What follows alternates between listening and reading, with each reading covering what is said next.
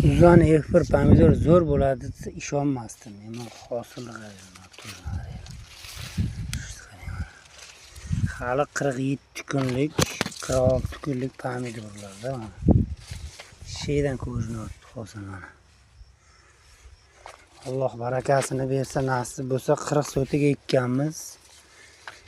Hasharotga har 5 kunda karagin bilan borni kislota sepyapti. Mana pomidor udar.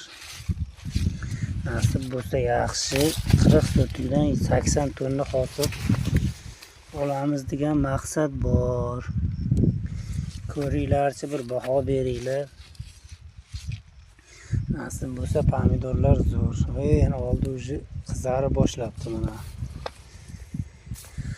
Bu pomidorlar yaxshi hosilda hozir. Mana pomidorlar ichi to'la hosil, mana oldi уже qizarib boshlabdi pomidorimizni. Nasib olmuş kunda teramiz dedik. Mana 47-kun bugun.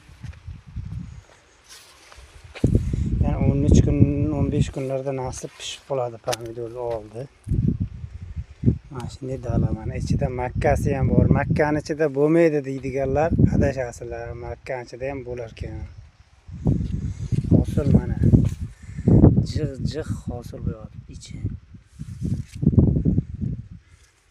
Suzan F1 pomidorimiz.